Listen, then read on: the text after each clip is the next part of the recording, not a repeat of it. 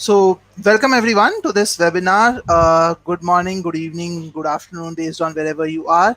I'm Piyush and I'm going to be your main host today. And this is a very, very important webinar, which I'm going to talk about. If you need serious help with verbal, how should you start your prep? But before I begin, I would like to hear from you if you guys can actually hear me loud and clear. So, before I begin the webinar, I just want to make sure that all of you can hear me loud and clear. My voice is audible to all of you so that we can get started. So it will be great to see some yeses in case you can hear me well. Quick yeses in the chat here. So Vijay says hi. Hi Vijay. Really happy to see you here. Uh, Good. I have approximately 50 people in the webinar now, and I'm seeing a lot of yeses now. Oh, good, Nikhil. Thank you so much, Nikhil, Abhinash, Saurav, for letting me know that it is audible. Great, guys. So this topic, this particular topic of the webinar is really, really close to my heart. Trust me, guys, I really feel for the people who actually struggle with verbal. And the reason I say so is I'm going to talk about that in the next slide, actually. The reason I say so is I am someone who has been there myself. So just to give you some brief background about me, I am Piyush and I'm going to be your host for this webinar today. I work as a strategy consultant at GMAT Viz. So GMAT Viz is into test prep. We help students prepare for GMAT and all sort of things. So basically, about me, I'll just give you some background. So I have been in the test prep industry for almost 8 years now, but I want to go back a little and I want to help you understand how I was when I was a student. What was the scenario with me? So when I was a student, I still remember when I took my first GMAT test, this was the score that I got.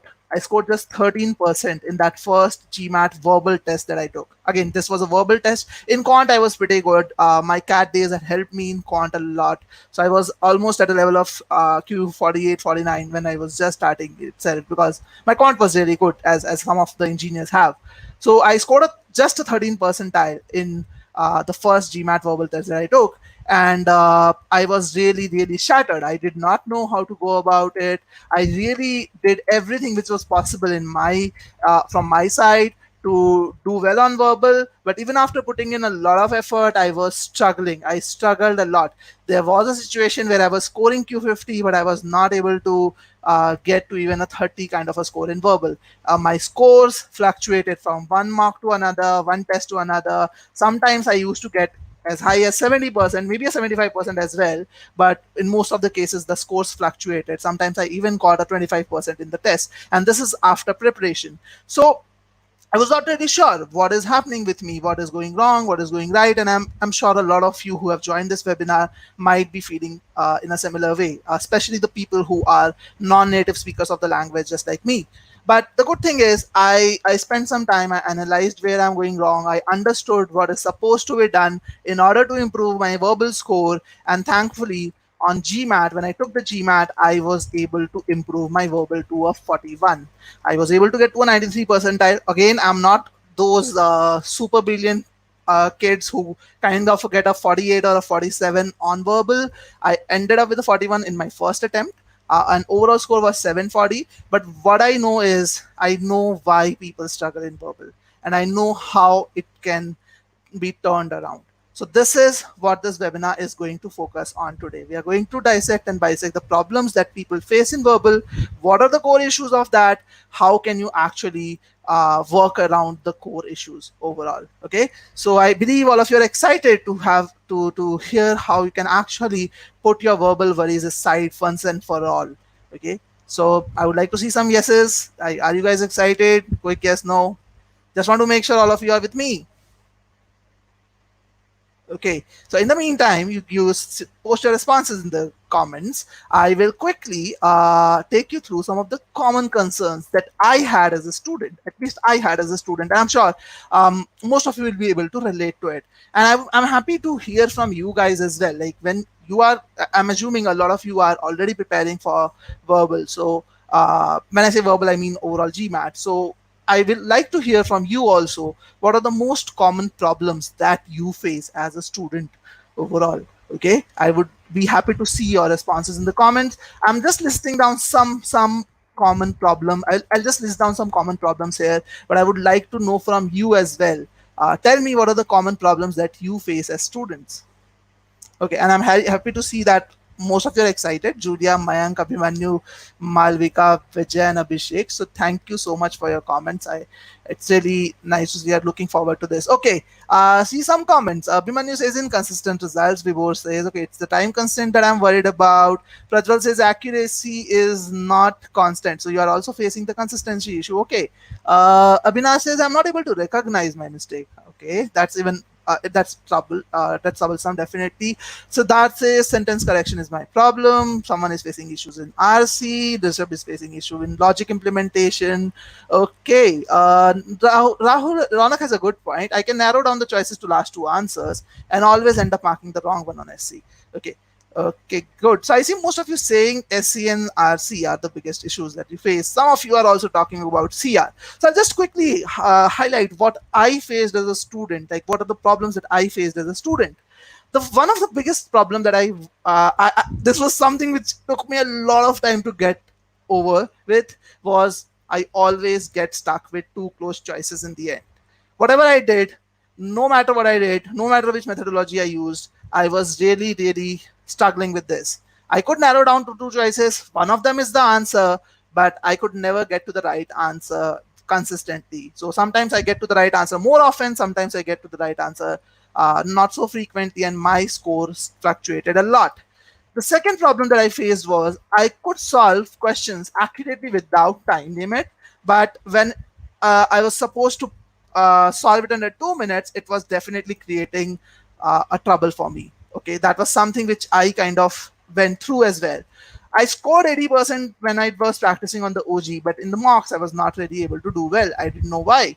And and this is some question, a question which I'm sure a lot of you here will also agree with, that I kind of studied everything but was not still able to go beyond that V30 mark.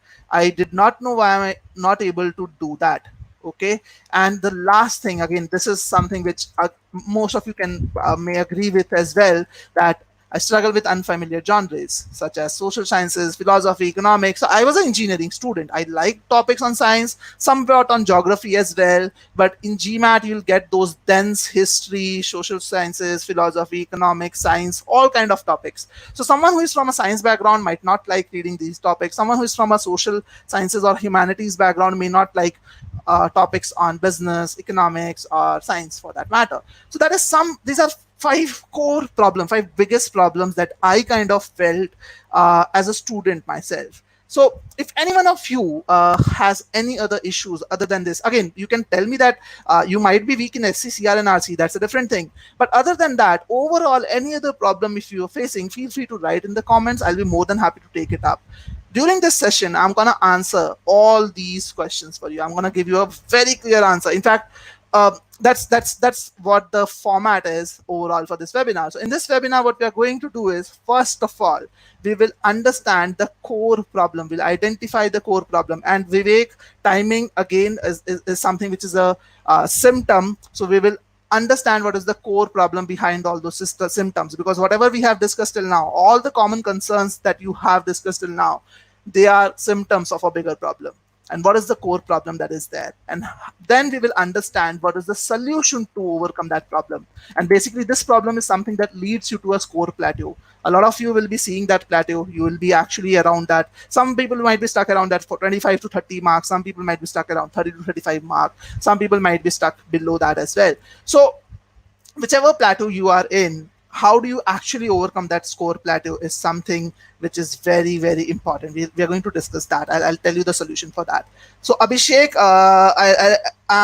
so you are talking about your own individual case of V30 to Q47. So if you want to discuss your personal case, don't worry, you can actually schedule a one-on-one discussion with me. I'll share the link later during the webinar. So don't worry about that. But I'm going to give insights into verbal prep for everyone. So all of you can actually learn a lot from this webinar, irrespective of whether you are just starting your prep or you have already prepared for quite some time. So don't worry about that. And this is something which you're going to do. So after learning the solution, we will then focus on how to master the solution. Now, this is a very, very important aspect, because it's not just enough to know what is the solution. You have to master it so that you get a consistent score, because I saw a lot of you saying that my score is not consistent. What do I do? So we will talk about mastering the solution as well. Then we will finally, with all these points in mind, we will knit a study strategy. We'll understand all these things, because remember, the first 3 points are the most critical points. Only if you understand the first three, then only it makes sense to discuss the study strategy. So we will then talk about the study strategy to improve to a quant 40, and finally we will open it for an open-ended Q&A where we are going to spend around 10 minutes. So think of it this way, that we are going to spend approximately 60 minutes on the first 4 parts and 10 minutes on the last part. That's how this webinar is going to be structured. So Atendra Pal has a good question. He's asking, can we expect some tips and tricks? So Atendra, you can expect a lot of tips in this webinar. This webinar is full of tips, to be honest. But if you talk about tricks, sadly, the tricks do not work right away. They will work for you at a later stage when you build a certain confidence level in verbal. Okay, so we'll talk about that. And Aman will talk about definitely like most of the people struggle in that score range. So we'll definitely talk about it. So let's get started with the core problem. And what best to start the session other than a official GMAT question. So we'll understand the core problem. We'll understand why most people struggle with verbal. And what we will do is basically we will try solving a official GMAT question. So I'm giving you a couple of minutes to do that. So solve this question at your end. And this is a sentence correction question, by the way. So solve this question at your end, and feel free to type your responses in the chat here. I'll be more than happy to see them. Okay, so I'll give you a couple of minutes, and for this couple of minutes, I'm going to stay muted so that you can focus on the question. So all the best, guys.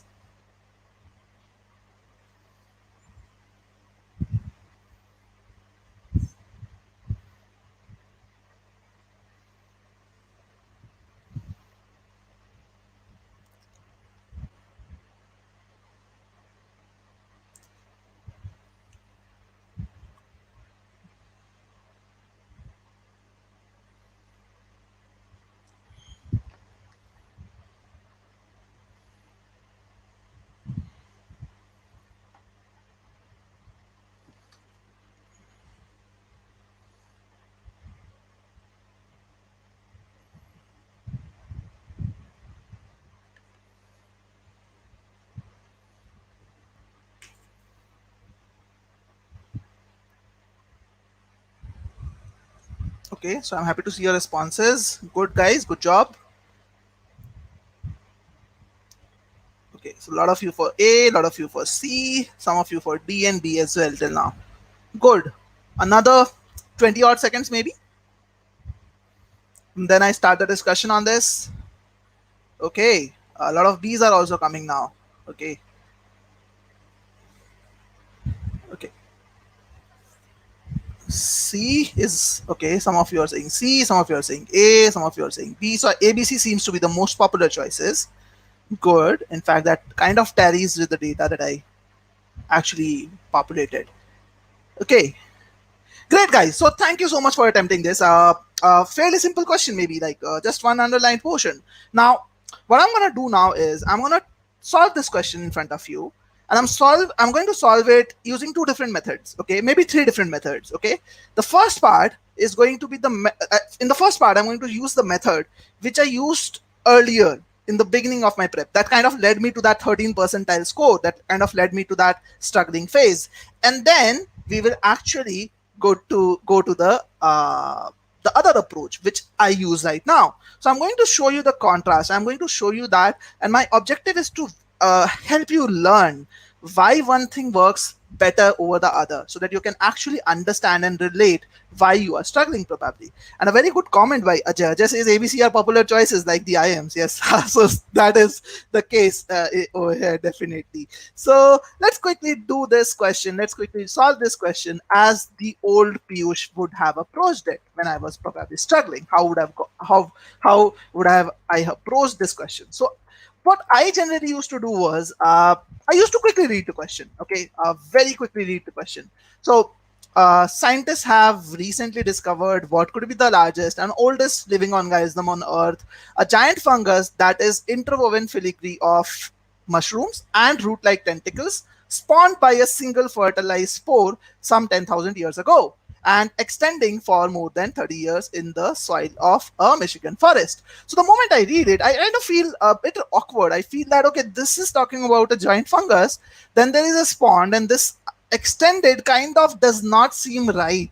Uh, I don't know why, but I feel that we should have probably extended in this place. Extended might feel better with spawned.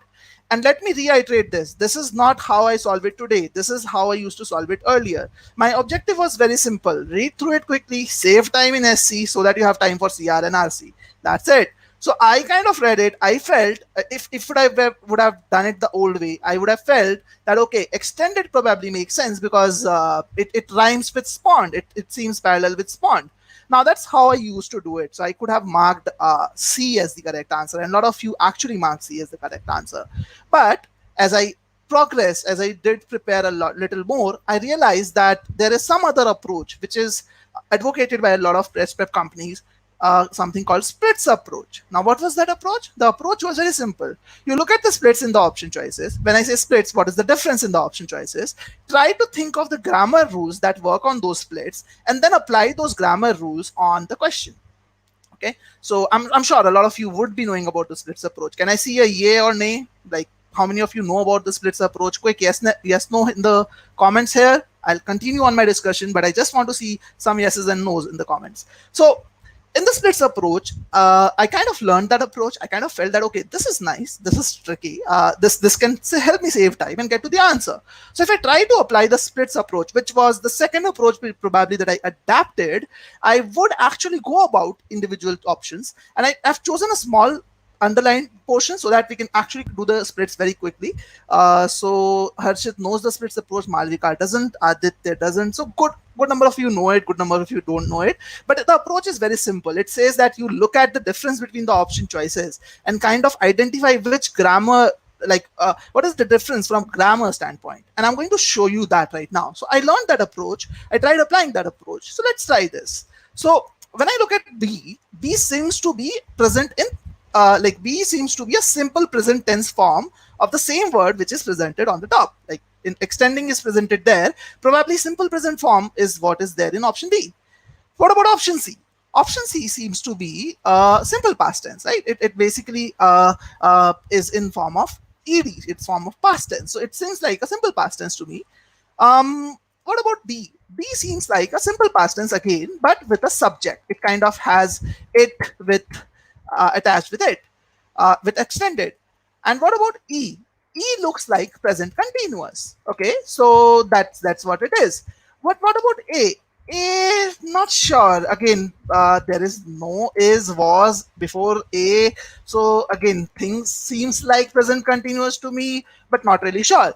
So if I look at the grammatical aspect from splits, it kind of makes me believe that I have to just think about the timing of the event. If I can understand whether the event is in past or present, or it is continuous or not, I can probably get to my answer quickly. Okay, and that's what split does to you. So you think from the grammar standpoint.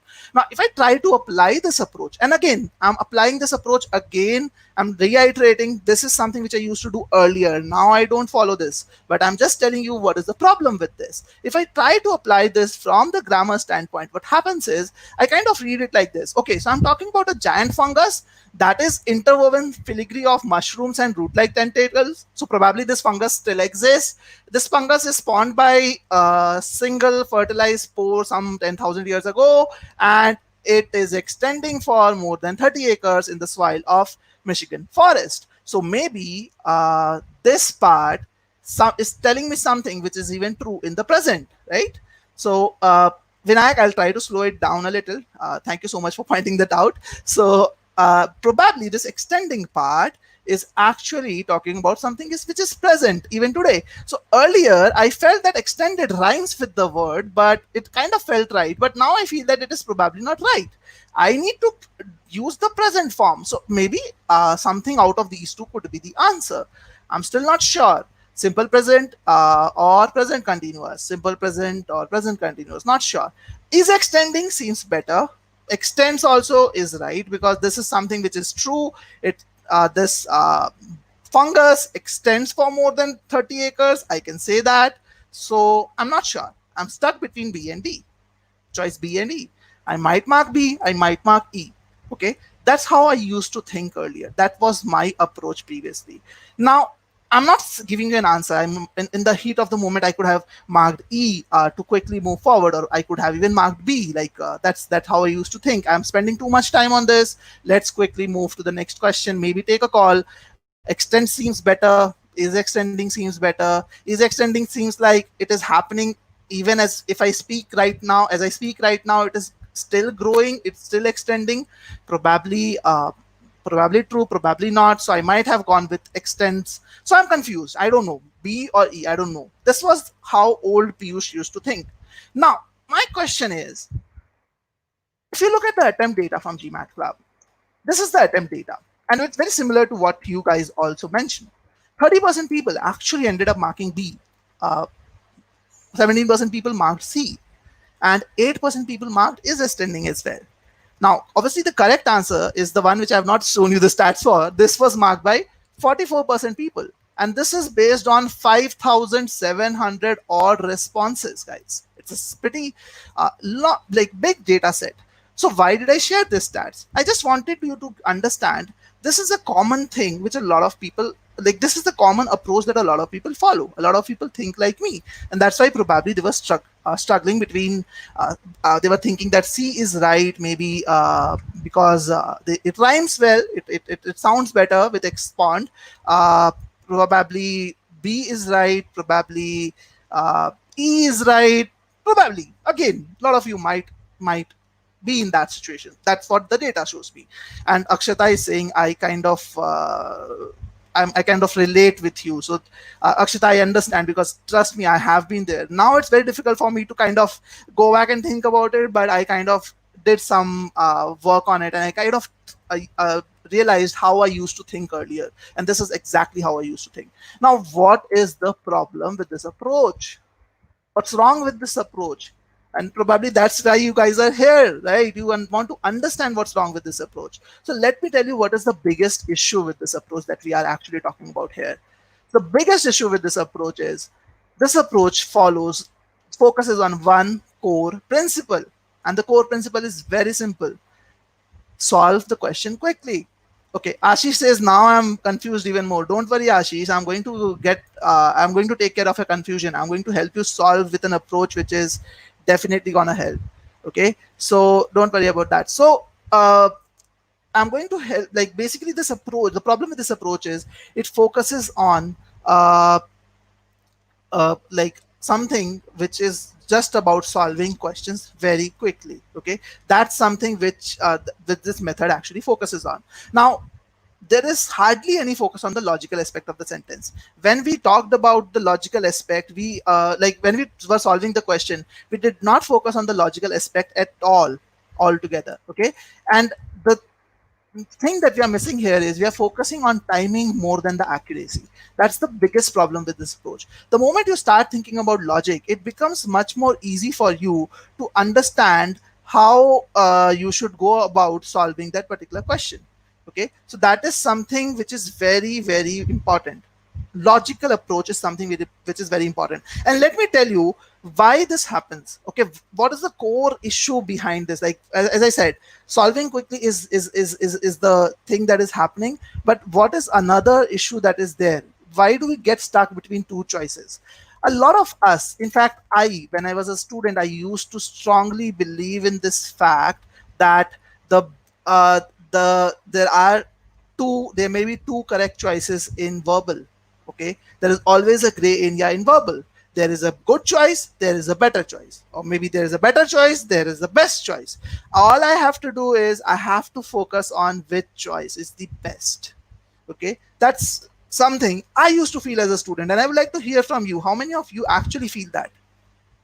I used to feel, at least I used to feel that, okay, whenever I used to solve questions, I used to wait for my answers. I knew that sometimes I might be right, I might be wrong. Sometimes I had a very strong opinion about what I felt was right. It might be interpreted in another way. It's just that the person who has set the paper does not think in the same way as I do, and that's why this is I made a mistake. It's not my problem. It's probably the way it is interpreted. Do you guys feel that? Okay, Neha says in verbal, gut feeling is always wrong. Okay, so yeah, you should never go by gut feeling. Okay, so I see Atendrapal feels the same, Kartika feels the same, Kalp also feels the same. So I used to feel that at least for quant, everything is objective. There is a right answer, there are four wrong answers. But I felt that in verbal, there is always the better answer, the best answer. Okay, and that's what I call as the best choice trap. The moment you start believing in it, you block your mind for what is going to come next. You stop learning that very moment itself. You should get this out of your head. Remember, whenever you say you get stuck with two close choices, you are making an excuse to yourself, because see, there is not just one mistake that you're doing if you're marking the wrong answer. Okay, there are two mistakes that is there, which are that there are two mistakes that you are actually doing there. Okay, one mistake that is you are doing is you are actually accepting something that is wrong. If you're marking the wrong answer in the two close choices also, there is something wrong with the wrong choice. In GMAT is a very standardized test, very, very standardized test. There is never two right answers. There is one right answer and four wrong answers. Even if there are two choices which are completely grammatically correct, only one of those choices will communicate the intended meaning which the author wants to communicate. Only one choice will communicate that, and that is the right answer. The other one is the wrong answer. Okay, so always remember, one correct answer is there in GMAT, all the four others are wrong ones. So when you are choosing the wrong one, you're making two mistakes. First mistake, you're accepting something that is wrong. And second mistake, as I think Kalp pointed out, you are missing something that is right. Okay, so GMAT is allowing you two opportunities to correct that mistake. So don't give yourself that excuse, and trust me, this is something which I'm telling from my experience. I have done that for a long time. I've struggled big time. The moment I stopped thinking that there is a best choice, there's a better choice, the things turned around. I always started looking for the reasons why something is wrong and the reasons why something is right. You have to do both of them. Initially, when I was a student, just started with GMAT prep, I focused on what is right. That was my initial approach. If you remember, I showed you that first approach.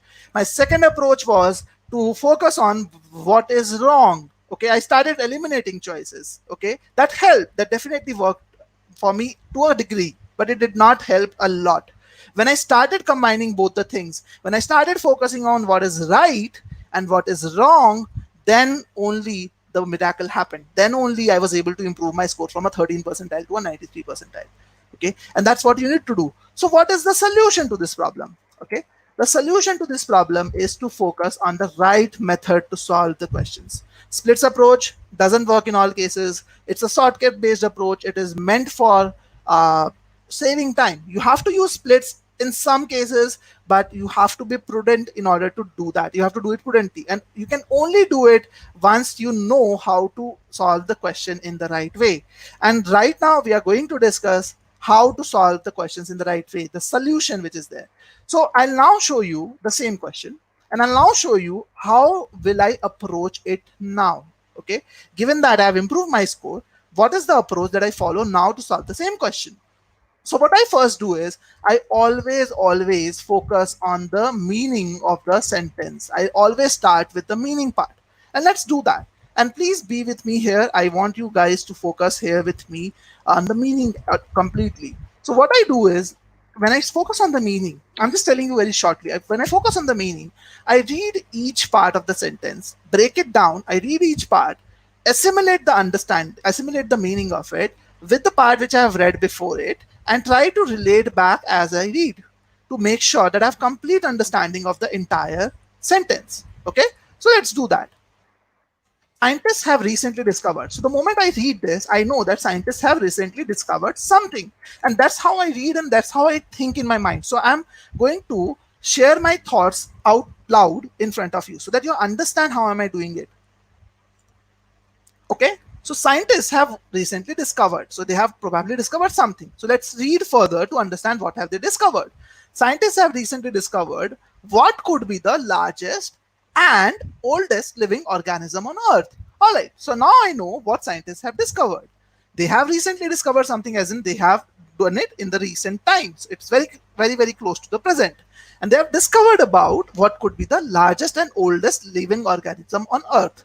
So maybe I'm going to here who or what is the largest and the oldest living organism, I might get to know more about this or more about the discovery. Let's read further to understand. A giant fungus. Okay, so I know that now the author is probably talking about this giant fungus. This giant fungus is the largest and oldest living organism on earth. Okay, so this giant fungus relates back to that particular part. All right, so probably now I'm going to know more about the fungus. A giant fungus, that is, so now this that, if you focus on this that is talking about the fungus. That is interwoven filigree of mushrooms and root-like tentacles. So this part tells me something more about this fungus. Okay, is it related to largest and oldest living organism? Maybe not, I'm not sure, but what it tells me is it is interwoven, it is an interwoven filigree of mushrooms and root-like tentacles. So there are these two things which make up the giant fungus. Let's read further. Spawned by a single fertilized spore some 10,000 years ago. All right, so now what is spawned for by a single fertilized spore 10,000 years ago? Can you guys tell me that? Again, focus on logic. I'm talking about some 10,000 years ago. I'm talking about the oldest living organism here. Try to relate back this information and understand that this spawned by a single fertilized spore is actually talking about the fungus itself. Okay, so this is actually talking about the fungus itself. Now, what I kind of note down here, again, this is something which I teach to my students at GMAT Viz also in the sentence correction course of ours. Whenever you see a verb like word, and especially the words which are ending with ed, as in they are the past form of simple verbs, you have to clearly understand whether it is acting as a verb or is it acting as a modifier. Okay, so that is something which is important, and I'm going to talk about that in a little while. So I know that spawned is talking about the giant fungus, but whether it is a verb or a modifier is a question that I need to ask and answer. Then only I'll be able to understand what to expect next. Okay, so let's read further. So there is an and which kind of tells me that there is something which is connected and extending for more than 30 acres in the soil of a Michigan forest. Okay, so what is extending for more than 30 acres? Now, probably this is what is telling me, this part is telling me about the largest thing. Okay, so the first piece told me about why it is the oldest living organism. The second thing told me about the why it is the largest living organism. All right, so now I need to understand whether actually spawned is acting as a verb or not. Okay, how many of you actually asked this question to yourself when you read this question? How many of you asked this question? Abhimanyu, I'll answer that question, don't worry. I'll tell you why extended is wrong. Okay, Ayush has a question. Okay, so Ayush, I understand. I'm sorry to hear that you did not do that well in SC. Otherwise, you could have definitely gotten a much better score. Definitely a 90 in SC could have taken your score to a 43 or 44 also. Okay, so did you think of this? I'm just asking a question. Did you guys think about the role of spawned when you read this sentence? Okay, Bharat says I did not. Thank you so for being honest, Bharat. Did you guys think about the role of spawned when you were reading the sentence? Okay, Vishu did not think about it. Okay, Sweta says I asked. I'm not sure, Sweta. You meant you asked it. If you did, good job. Okay, Harshit also did not do. So most of you did not do it. And then that's where it is very important. Again, this is a very core part. So think of it this way. When you're following the meaning-based approach, you have to pause at relevant points. And one of the most common pause points is any word that looks like a verb.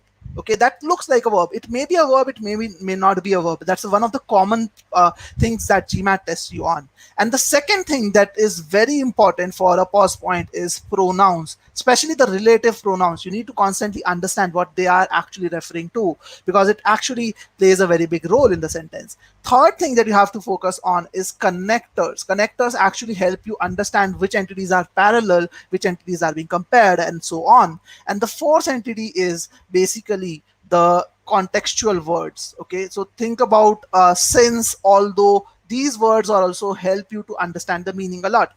Again, this webinar is not about SC, so I'm not gonna get into the depths of it. But in our GMAT Viz course, we make sure we teach you this pause points. So I'm going back to the verbs first. Okay, so we need to understand whether spawned is acting as a verb or not. So let's see. So the question I'm going to ask myself is the fungus doing the action of spawning? Quickly, is the fungus doing the action of spawning? Okay, Harsh, you're bang on. Thank you for helping Abhimanyu. I was about to tell you exactly why extended is wrong. So Harsh, you're right. Extended is a verb. And again, I'm going to get into that later. So let's focus on spawned. So is fungus doing the action of spawning? If you ask yourself that question, you have to understand fungus is not doing the action of spawning. It is spawned by something. It was spawned by something else. It was spawned by a spore, a single fertilized spore. So if it was spawned by a single fertilized spore, shouldn't I be saying fungus was spawned by a single fertilized spore? Shouldn't I be using a was before it? Because otherwise it is not a verb. And that is something which you need to understand. Whenever a ed verbal is there, you have to understand who is the doer of the action. If the doer of the action is not the subject, then it is not acting as a verb. That spawned word is not acting as a verb. It is just a modifier. So if spawned is a modifier, if spawned is not a verb, it is a modifier. In that case, extending should also be a modifier and not a verb, because both of them are parallel. Spawned is just giving me additional information about the fungus. So extending is also supposed to give me additional information about the fungus. And extending is a ing verbal modifier. Okay, that is also another modifier, which is perfectly all right. It modifies nouns, and there is no problem with this sentence because it tells me clearly that the fungus is extending for more than 30 acres in the soil of Michigan forest. So now when I focus on the meaning part, I know that the meaning is clear. I know that the grammatical aspect is perfectly fine because the doer of the action in this case is not the fungus. So since spawned is not a verb, and that is basically in the non-underlined portion, I know something which has to be parallel with this has to be a modifier too. Okay, so extending is a modifier. There is no issue with it. So if you focus on the meaning, you are able to understand why this is correct. Now, so we know that extending is fine. Now, what about the other ones? Okay, so Vishu, good question. Why is extends incorrect? Extends is a verb. Extends is not a modifier. Extends is a simple present tense verb form.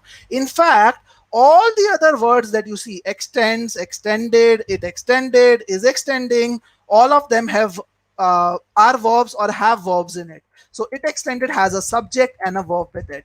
So all of them are incorrect on the same ground because I cannot have a verb parallel with this spawned thing, right? I need to have a modifier parallel to this. Okay. So Abhimanyu is asking, why can't extended also act as modifiers? Think about it, Abhimanyu. If you say a fungus extended for more than 30 acres, you are actually treating it as a verb, because in that case, the fungus is the one who is doing the action of extending. Okay, it cannot act as a modifier in that case, because I told you this is very tricky. See, ed verbals are the most tricky ones to handle, and that's where GMAT tests you a lot on. So make sure that you are actually doing a very thorough job with ed verbals. It is important for you to understand why they are, when they are verbs and when they are not verbs. And this is something we teach in our GMAT Viz course in a lot more detail. I'm happy to know, Ashish, it is clear to you. So remember, extended is a verb form, and moreover, it is in the past form. Again, this is something which is true even in the present, right? So I cannot use extended. It doesn't make sense to do that. Okay, so good, guys. So Morgan is asking, there's no alternate subject like with spawned. So Morgan, spawned is not a verb, so it doesn't require a subject, honestly speaking. So it's just a modifier. Okay. Pulkit is asking, my understanding was that a ed verbal modifies the closest noun. Please correct me. So that's generally the case, Pulkit, but again, don't just go by the rules. Think of the logic. Spawned in this case cannot modify anything else other than the fungus. And this is a official GMAT question. And more importantly, the spawned part is in the non-underlined part of the sentence. So you cannot really question the reasoning behind it. So if you think from the meaning standpoint, it will be perfectly clear to you that spawned is actually acting as a modifier. So What did I just do? I focused, I did solve this question again, but I right now had a very step-by-step approach. I did it from the standpoint of meaning. And the moment I started approaching things from the meanings perspective, everything changed for me.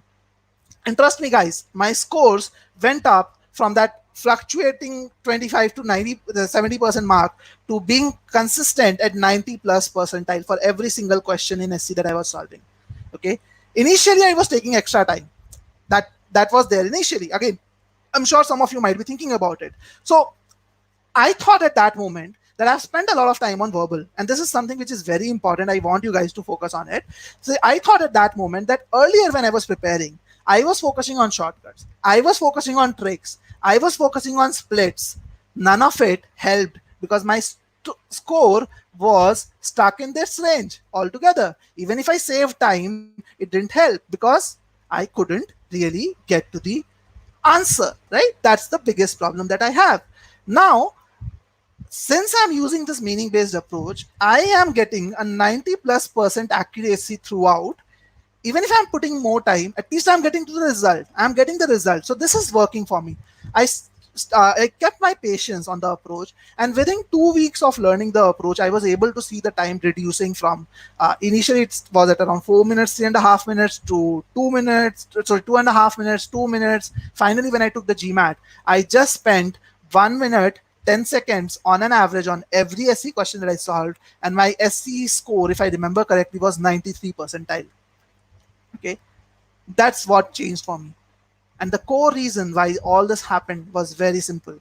The core reason was I started following verbal, for solving verbal with a methodical approach. You have to start solving questions using a methodical approach and don't rush through the questions as I did earlier.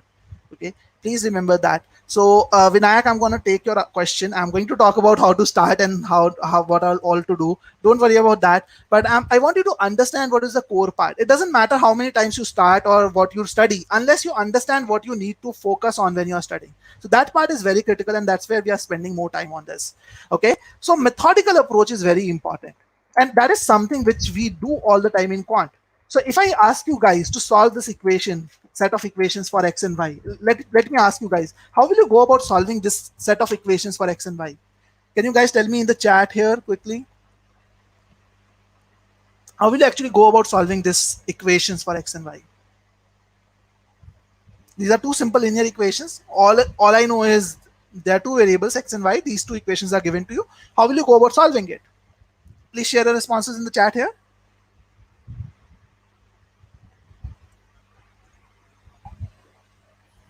Okay. And I want you guys to do some hard work now. I have been solving this one question. We spent a lot of time on it, but I believe you guys realized how important it is to use the right approach. Okay, I see a lot of responses now.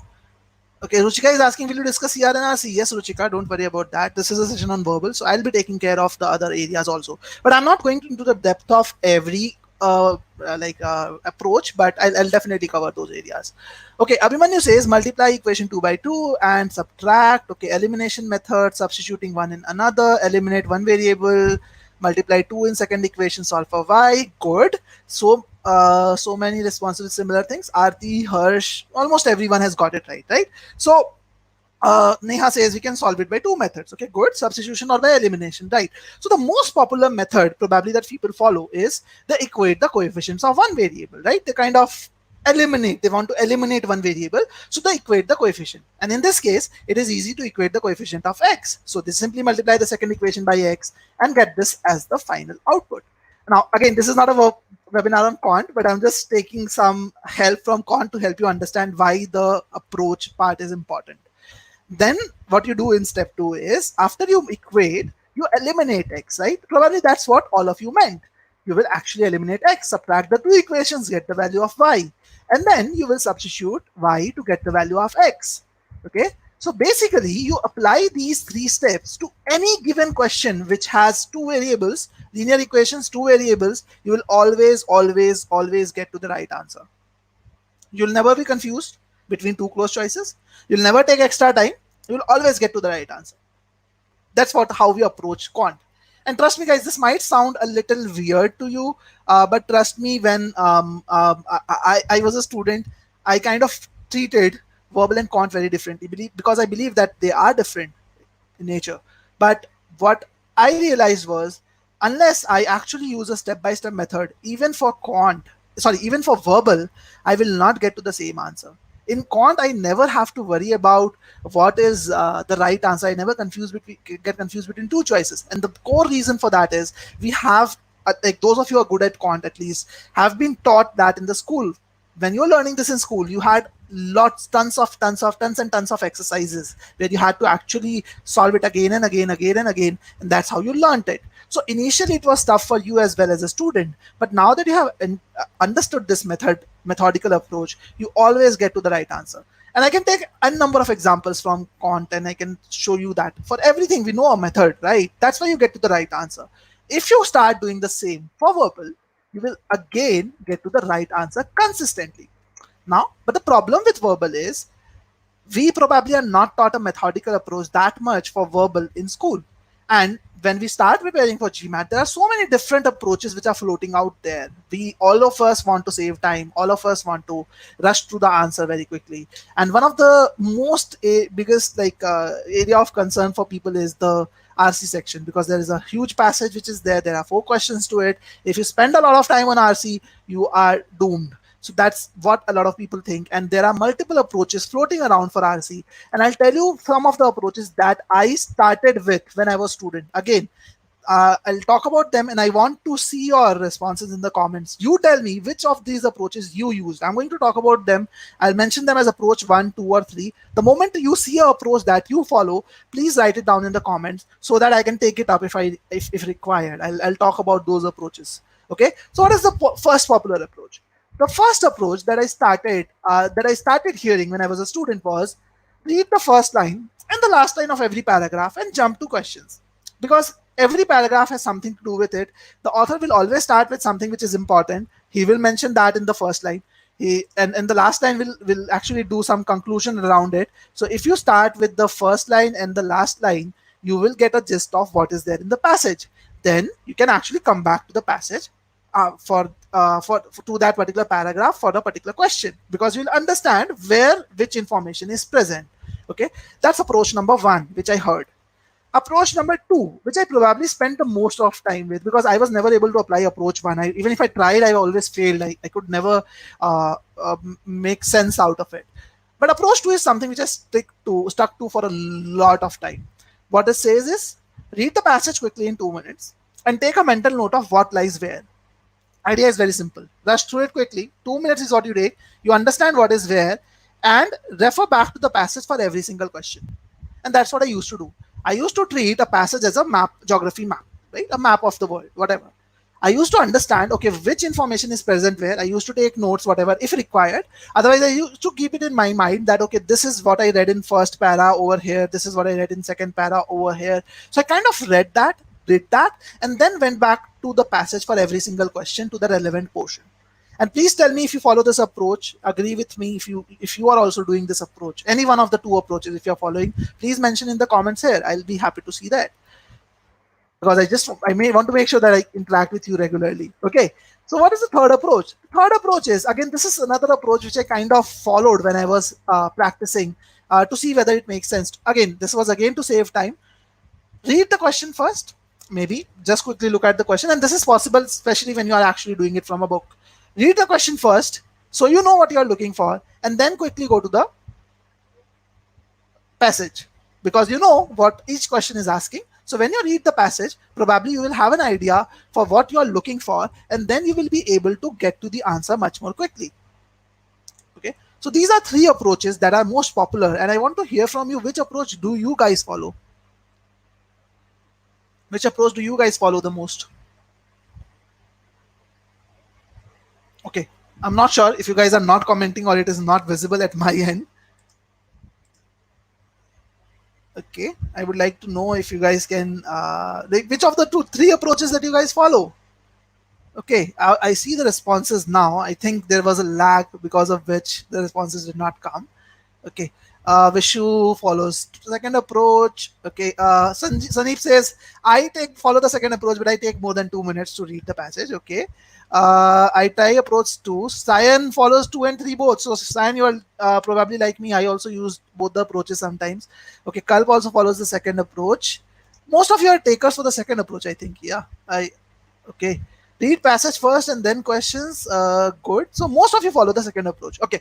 And trust me, guys, I've spent a lot of time on the second approach. Uh, Never worked for me. Sometimes I got it right. And trust me, I remember that feeling. I always used to take a verbal test, especially RCs. I always used to take a test, and I always used to pray to God before, during the time the result was being shown, like in that transition period. I always used to pray to God that somehow, please give me a good score on this one. I've tried my best. I've given my best. Please give me a good score. I always felt that if I was solving from a book, I always felt that somehow that this particular response sheet that I have matches with the answer sheet. I always had that feeling whenever I used approach 2. And I'm not sure if you guys also felt the same or not, but I had that feeling always. I was never sure about what I'm marking. I knew that okay, this is probably the best answer, but I was never sure whether I was never confident because every time I saw the responses, sometimes I was right, sometimes I was not, and all of it. Okay. So trust me guys, none of this works. None of the three approaches work. Because again, all these approaches focus on just one part, saving time. Okay. The problem with this approach is if you follow any of these approach, you'll always be confused about the meaning. Okay. You will not have a very good picture because if you're just spending 2 minutes or 3 minutes or even three and like anything more than three is better. But if you're just spending 2 or 3 minutes on the passage, you're probably not getting the meaning clearly. You're just focusing on what is written. You're not focusing on why is that written because that is a more critical part. You have to focus on why that is written. And if you do not do that, there is a need to refer back to the passage, and this is where the like the irony lies. Most of the people feel that like say reading the passage quickly will save that time, but since they are confused about the meaning, it basically refer back to the passage for every single question, and then they kind of have low confidence while making the answers because they even if they spend 1.5 minutes on each question, they are actually overspending time because there are 4 questions. 1.5 minutes per question takes 6 minutes, and then you have spent 2 or 3 minutes on the passage, so you are taking more than 8 or 9 minutes on just one passage. So you are always in the rush of time to solve questions, and that's where your confidence goes pretty low. And that's exactly what was happening with me. I was not confused. I was always confused because my reading was fast. And trust me, this is one common question I keep on seeing from students. The people ask me, how do I increase my reading speed?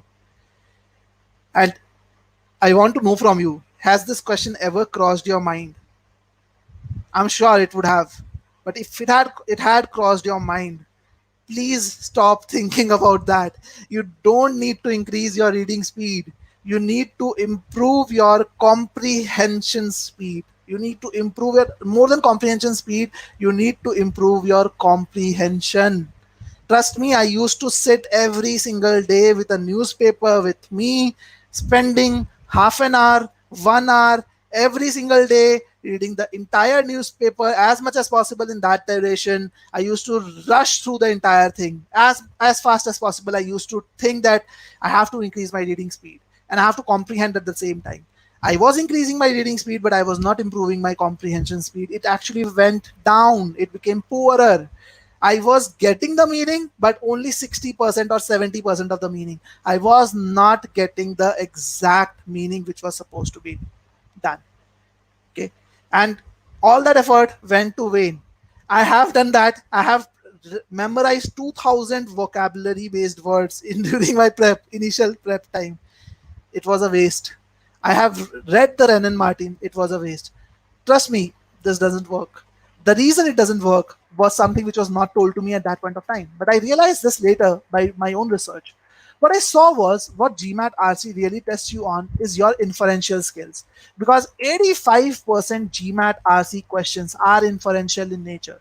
The approach that we talked about, 1, 2, or 3, will work for a test which is focusing on detail based questions. Okay, it might work for IELTS examinations because those questions are directly detail based questions. Very few questions are inference based, but in GMAT 85% questions are inference based. They will ask you what is the inference, what is the main point or function structure. So just to give you an example, questions could be something like this. You would have seen these questions. Which of the following is the author most likely to agree with? Okay, with what is the function of the word renaissance in the first paragraph? Which of the following is against the author's opinion? So 85% questions are focusing on inference, and inference is always drawn by reading between the lines. You don't have to just focus on what is written. You have to focus on why is it written. Now the problem with the approaches that I talked about earlier is if you just focus on what is written, and for every question you're coming back to the passage, you're probably coming back to a particular part of the passage. And the thing that GMAT does with you, the trick that GMAT plays with you is they will, at least in the 700 level questions, they will draw the inference from multiple parts of the passage. Okay, they will not just draw the inference from paragraph 1 or paragraph 2. They will draw the inference combining the information from paragraph 1 and paragraph 2 or paragraph 3. So what I call this is as global inference, not a local inference. Now what happens in this case?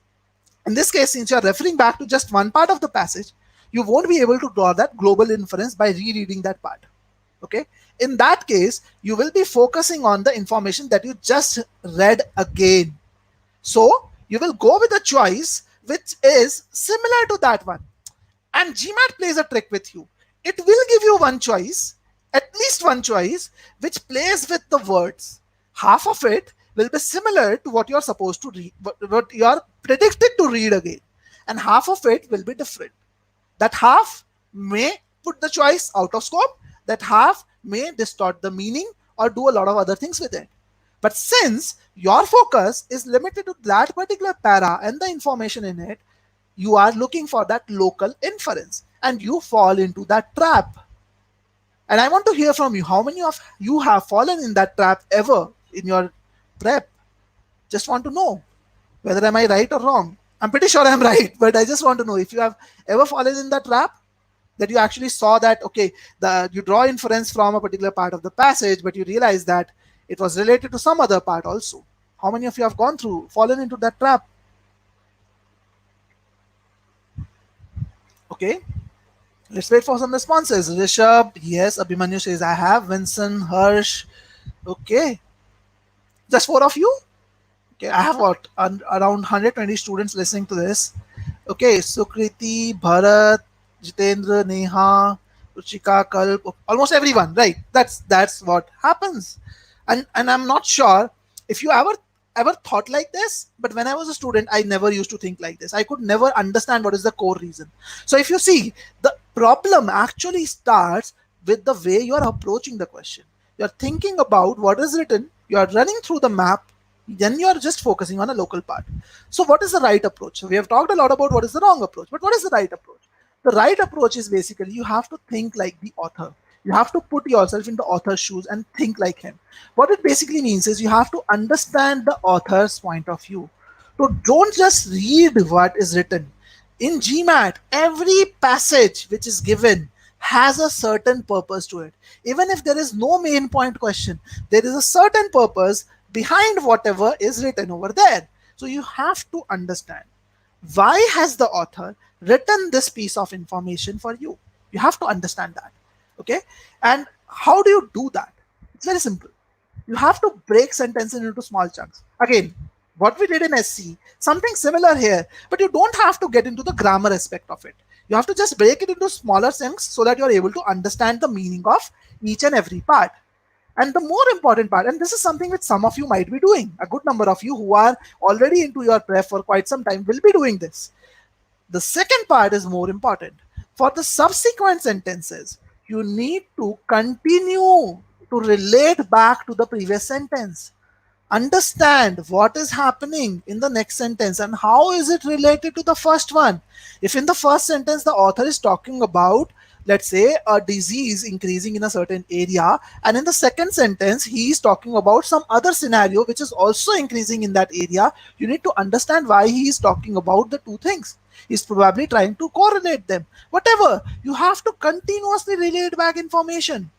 And in terms of relating back, you have to focus on the transition words and conjunctions because they help you to relate back the meaning.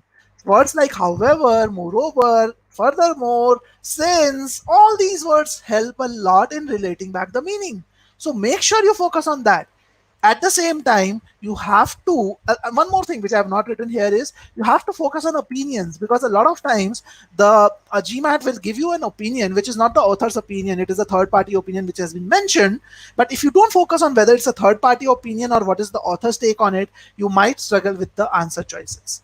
So what you're supposed to do is continue to relate back, continue to relate back, and as you continue to relate back, you should draw the summary of each paragraph as you read. And after drawing the summary of each paragraph, you should be drawing the summary of the entire passage in your mind. That's very, very critical, guys. Okay, this is something which is of utmost importance. Unless you do this, trust me, you're not going to have a very good score on GMAT RC because it requires involved and evolved reading approach. Okay, so this is the best approach that you should use for involved RC. And so basically what I wanted to communicate was that if you use the right methods, then the problem that you're facing about too close choices, timing, or let's say inconsistent scores, all those problems are going to be sorted. Now, what are the best methods? So as I talked about SC, the best method is the meaning driven approach. In CR, the best method is the framework driven approach. So you have to pre-think. A lot of you know pre-thinking is important, but I'm sure you're probably not able to pre-think in the exam. Why are you not able to pre-think? Because you don't know how to pre-think. So there is a framework driven approach. If you understand which framework is this question from, it actually helps you in pre-thinking. And Bharat has a very important question. Bharat says, won't this take too much time? So Bharat, it is definitely going to take too much time initially, but it won't take too much time on the exam. See, whenever you learn a new skill, whether it is driving a bike or a car or swimming or playing chess or whatever, it takes time for you to learn that skill. Because initially your conscious mind is the one that actually learns. And as you continue using the same method again and again, you actually bring it to your subconscious mind. And once your subconscious mind start doing this, it becomes a lot more easy. Probably now you can even talk to your friend over a phone when you're driving a car. Again, that's never recommended, but you are now capable enough of doing that. So initially it might take time, but it will get better. The question that you need to ask is, if you don't follow this approach, are you able to get to your target score? I did not, at least. I put in a lot of effort. I was not able to reach there. For me, accuracy was of paramount importance, and then timing came into picture. And as I said, the timing will improve with effort. So the next approach is for RC, you should follow an involved and evolved reading approach. Now, I know all of you want to hear about these approaches. All of you want to know about them. And again, in the context of this webinar, it is very difficult for me to talk about all the approaches. So we are actually running a webinar series as a part of Countdown to Round 1. So this is a series that we kind of started on June 20th. So we have already covered 4 webinars in this series, but we are yet to cover 16 more webinars which are going to happen. Okay, so this is a webinar series that we are running right now. So you guys can actually register for this webinar series if you want to actually attend these important webinars. And I'm going to show you the list of the webinars as well. Okay, so in this webinar series, what we are going to do is, before round 1 itself, in every weekend, we are having 2 webinars. One is on verbal, one is on quant. Sometimes there are webinars on strategy. So you can actually attend this webinars. And in this webinars, we are going to talk about the most important aspects of GMAT prep. And I have just shared the link on the chat here. So you guys can actually use this link. I'm going to make it live here as well. So you can use this link to register for this webinar series. We are going to take up the most important topics. So tomorrow there is a webinar on meaning-based approach. Again, we are going to take up especially fully underlined sentences, and we'll teach you how to solve it in under 90 seconds. On Sunday, we have a webinar on X factor, basically how do you use variables in the right way to solve questions quickly. That's something we are going to talk about. And Then we have webinars on pre-thinking, data sufficiency, then a strategy webinar is there. Then this is another important webinar which talks about framework-driven approach for CR. So you can actually register using this link. Please make sure you enter your WhatsApp number with the country code properly, because if you do that, you will receive WhatsApp notifications also. Then there are 10 more webinars in the later half. So all these webinars are going to be there. All these webinars are free of charge. You can please use it. So Gangadhar, I have made this link live. You guys can actually see it on the banner also. So please feel free to use this link to actually register for this webinar. We're going to talk about permutation combination, number line, statistics, RC, timing strategy, test taking strategy, modifiers, improving verbal scores. Everything is gonna be covered in this webinar series. And those of you who have missed the previous webinars, if you want to watch the recordings, you can actually get the recordings on our YouTube channel. I'm just sharing the link to access the recording playlist. I would strongly recommend you to go to our YouTube channel and watch the recordings later on, obviously. And you can subscribe to the YouTube channel to get regular updates around that as well. Okay, so I'm going to remove this registration link for the webinar series, so you guys can actually register for this webinar series at your like convenience later on. Okay, so let's move to the next part then. So we now understand what is the right approach. Now let's focus on the next part, which is how do you master the approach? Because see, knowing the approach is one thing, but mastering the approach is something altogether different. It requires a different skill set altogether. Okay, so I'm getting a question from Prajwal. So Prajwal, if you want to speak with me privately, you can actually do so. That's not an issue. I'm just sharing a link to do that. You can schedule a call, free call with me using this link. And I'll share this link for other people also later on. But let's proceed with the webinar right now. Okay, so learning the approach is one thing, knowing the approach is one thing, but mastering that is something which is completely different. Let's talk about that. Okay, so think of it this way, that learning the right method. So when I say right method, I mean learning the meaning-based approach is just the step one, or learning the involved and evolved reading approach is just the step one.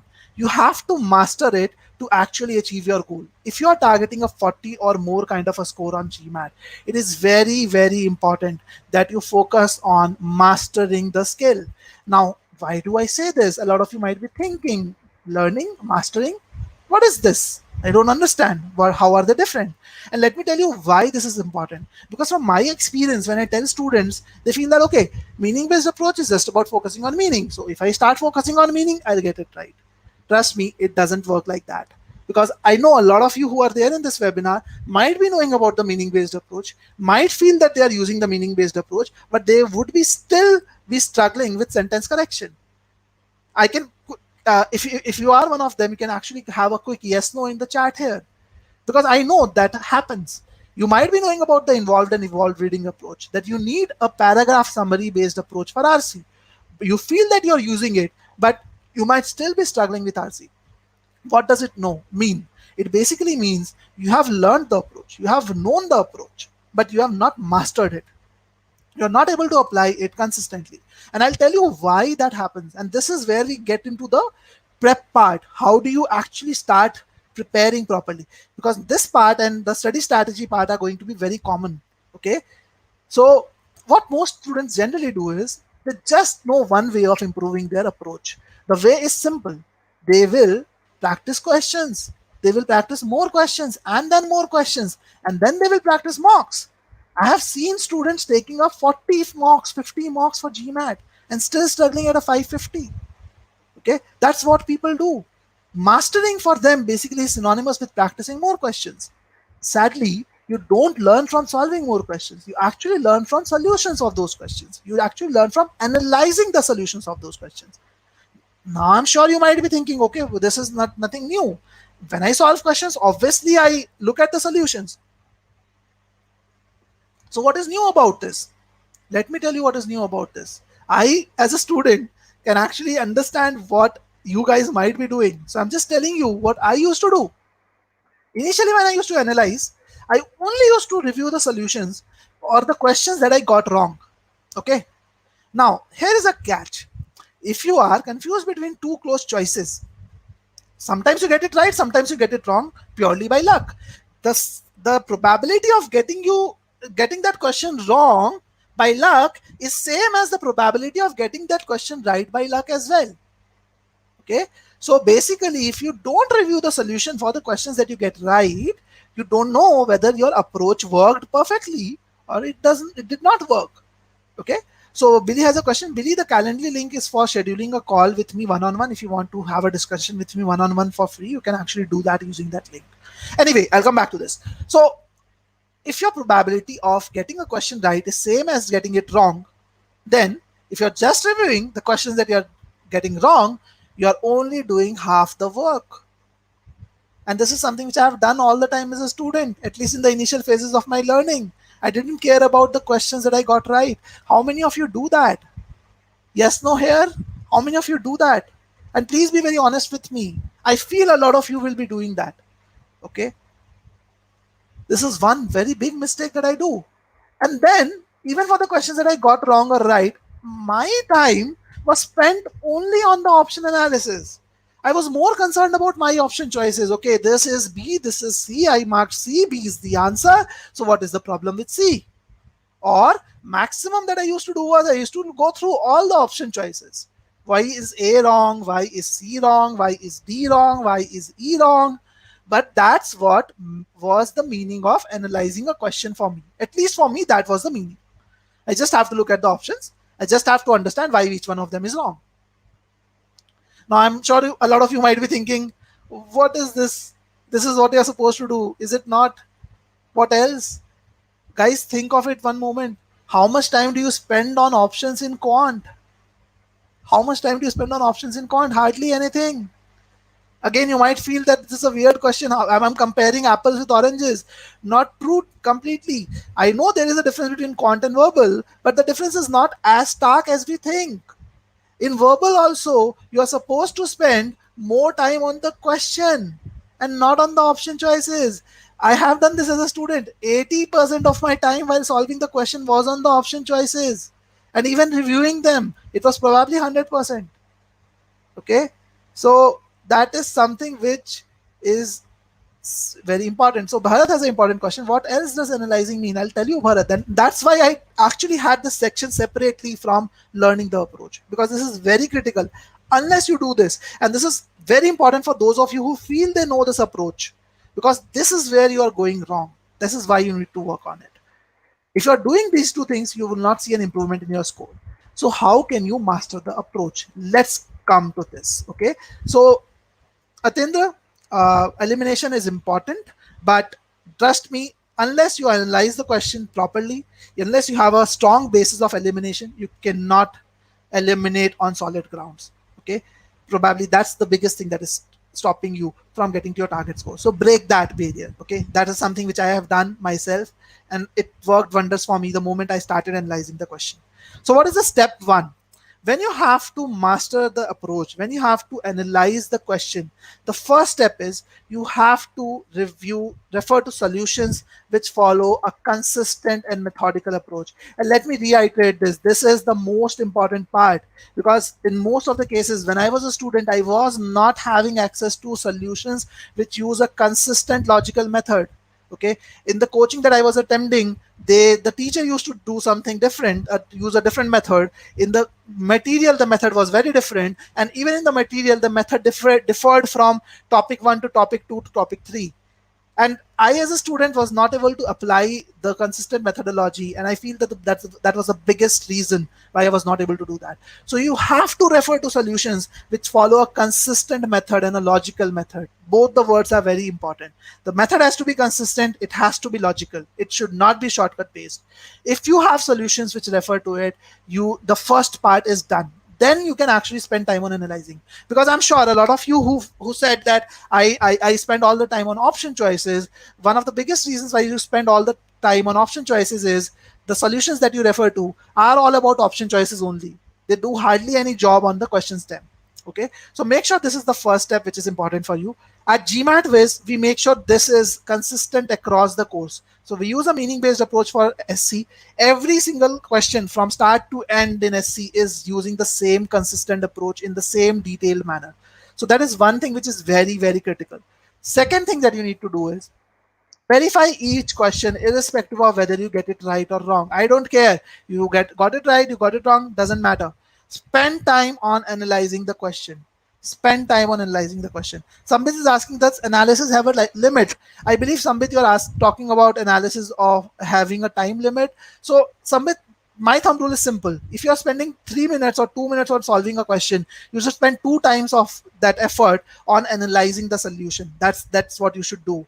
So verify each question whether you get it right or wrong, irrespective of that, and spend 80% of your analysis in reviewing the sentence, argument, or the passage analysis. So it is dependent on which area you're looking at. If it is SC area, you need to spend time in understanding what is the meaning of this particular sentence. And when I say 80% of your time, what I mean to say is you need to do it in very methodical way. I'll tell you how. So for example, you're seeing a sentence in front of you.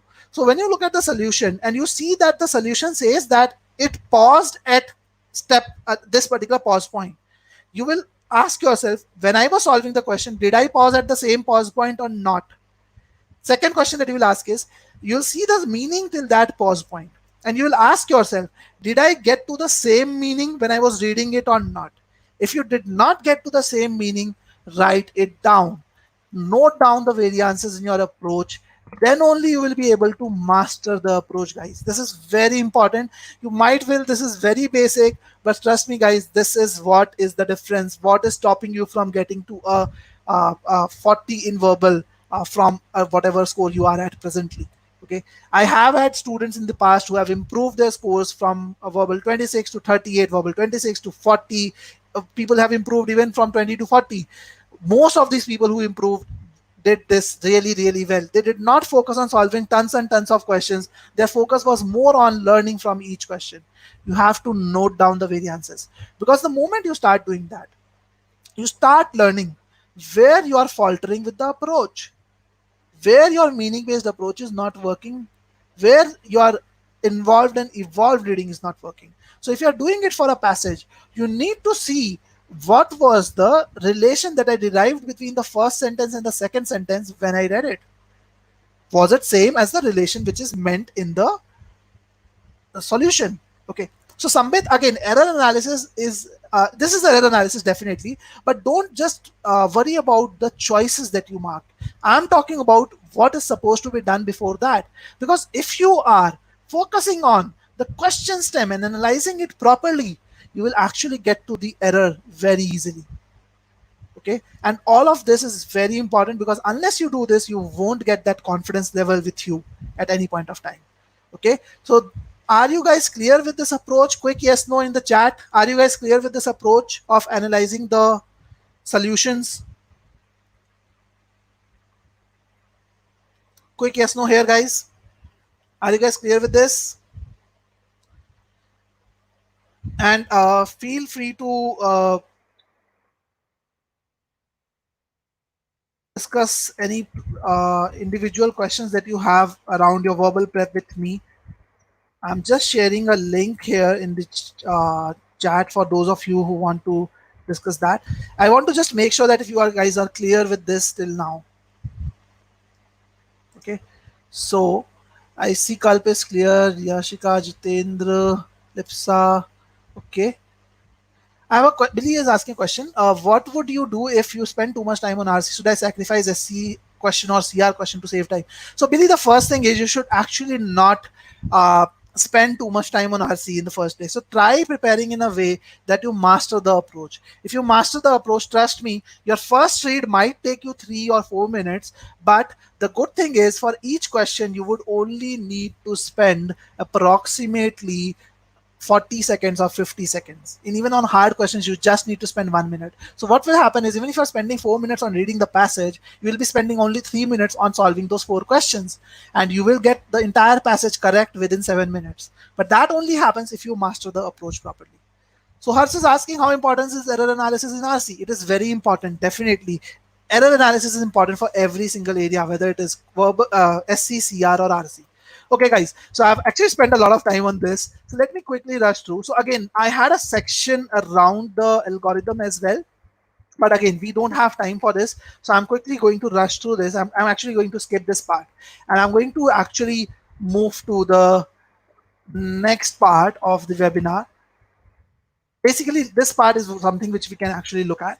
So if you are getting in the range of 550 to 650, what does basically mean is you are getting most of the easy questions right.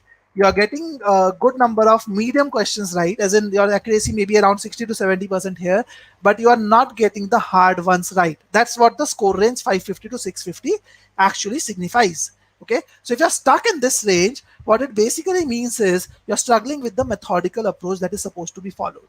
Okay, now to get to a 700 plus kind of a score, you need to have a very high accuracy in both easy and medium questions, and you need to have a very decent accuracy, anything above 60% in the hard questions, just to cross that 700 mark. If you want to get to a 740 750, you might need a 80% accuracy in the hard questions as well. So in the hard questions, the approach plays a more important role than the conceptual knowledge. Okay, so let's quickly now talk about summarizing the entire learning that we had. How do you create a study plan to score 40 on verbal? How do you create the right plan of action? Okay, so let's quickly talk about that. So first thing that you need to do is you need to understand what is the right sequence of learning. So in GMAT, if you see, there are three skills that are tested in verbal. The first skill that they're testing you on is your comprehension skills. Okay, they want to make sure that you are able to comprehend things well, you are able to communicate clearly as a future manager. Then they also test you on your analytical reasoning skills. Are you able to reason with in verbal properly? Are you able to identify gaps, assumptions which are there in from one sentence to another, in an argument? What are the loopholes? What are the important aspects? All of that is the second skill that they test you on. The third skill that they test you on is whether you are able to focus on the main point of the passage. If there is a big long text which is given to you, are you able to focus on what is important and what is not so important? Are you able to focus on that? So these are three skills which are tested on GMAT verbal. And why am I talking about sequence of learning is very important, because I see students actually focusing on alternating between SCCR and RC very regularly. Okay, so this is something which I want you to focus on, because this will help you to understand what is the right sequence. So if you map these skills to individual modules in verbal, you will realize that first skill is tested in SC. SC is just focusing on comprehension along with grammar, obviously, but most of the grammar aspects in GMAT SC is meaning driven. Okay, CR, on the other hand, wants you to be good at, basically test you on these two skills. It is important for you to understand the meaning of individual lines, and then you have to reason analytically. And RC wants you to focus on main point also. It requires you to focus on all three skills at the same time. So if you look at these things overall, the skills that are tested, the right logic, the right sequence of studying is you should start with sentence correction. Once you master sentence correction, then only you should move to CR. And I'll tell you the reason why. If you're just working on sentence correction first, what you're doing is you're making your life easy by just thinking about the meaning based skills. You're just focusing on the meaning part of things. Okay.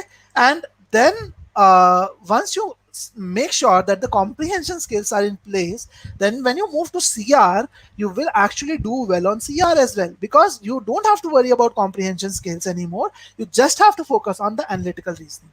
And then when you move to RC, if you have mastered the first two skills, it will help you in RC as well. In RC, you will just need to focus on the main point of the passage. Okay, so that's why this sequence is the best sequence for anyone who is starting their prep. So if you are someone who is starting your prep, you should focus on this sequence. Ensure that you just go ahead with this sequence. Now, what about people who have already prepared for some time? I'm sure a lot of you would be there who have already prepared for some time. What should you do?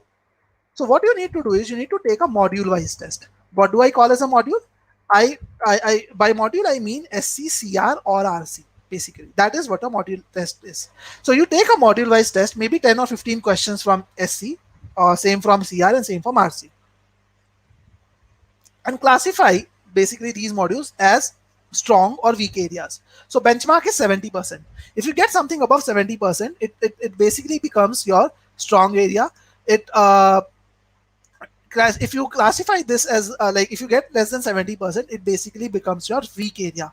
That's something which you need to focus on. So module wise test is very important. Take it. So I'll just give you an example of it. So let's say I took a module wise test in all three areas, and this is the score that I got. Okay, so say 90 in SC, 60 in CR, and 40 in RC. Okay, so this is if you have the skill level like this. So Abhimanyu, if you have 3 weeks to GMAT, this is something which is very, very important for you. Okay, and you can always schedule a call with me one-on-one to discuss your strategy otherwise. But if you are in that phase, please focus on this part. So now if you look at this student, he'll probably have CR and RC in his weak areas and SC in his strong area. So obviously this student needs to work on CR and RC first and SC at the last. But within CR and RC, his sequence should be CR first, RC next, and then SC. Okay. Can anyone tell me why have I not reversed the sequence? Even though the student has RC as 40% and score is 40% in RC, why have I not placed RC in the beginning? And why is CR in the beginning? Can anyone tell me in the comments here?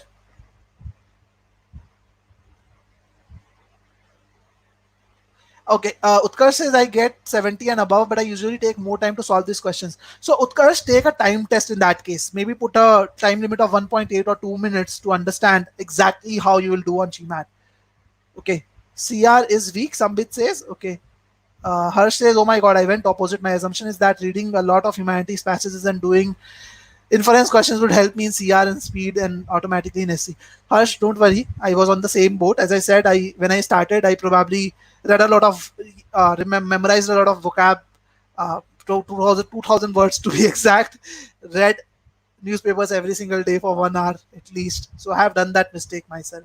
But good that you now understand that why you should not do that. Neha says because RC needs good CR and SC. Good.